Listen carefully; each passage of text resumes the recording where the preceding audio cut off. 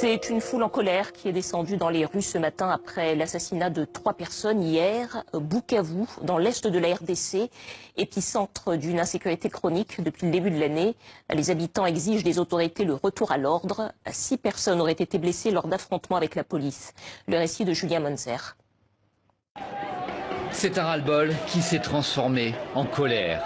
Dans les quartiers de Kadutu et Ibanda, le besoin de l'exprimer était trop fort. Nous demandons le départ du gouvernement, il est médiocre. Les gens sont en train de mourir tous les jours.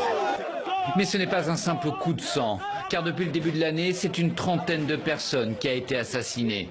Ici, les jeunes de Kadutu portent le corps d'une des victimes tuées la veille. Ils tentent de rejoindre l'Assemblée provinciale. Ils réclament la tête du chef de la police et du ministre provincial de l'Intérieur. Ils sont stoppés par les forces de l'ordre qui tirent à balles réelles.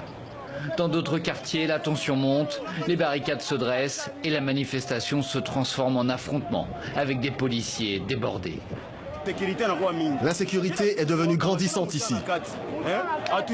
Chaque jour, on tue des gens et souvent, ça se passe à quelques mètres des commissariats de police. Le gouvernement ne fait rien. C'est pourquoi on demande au président Kabila de démissionner. Qu'il démissionne. À l'image de ce marché resté désert, le reste de Bukavu s'est transformé en ville fantôme. Le bourgmestre de la commune de Kadutu a tenté en vain de négocier avec les manifestants. Des sources non officielles parlent d'un bilan de 2 personnes tuées pendant la journée.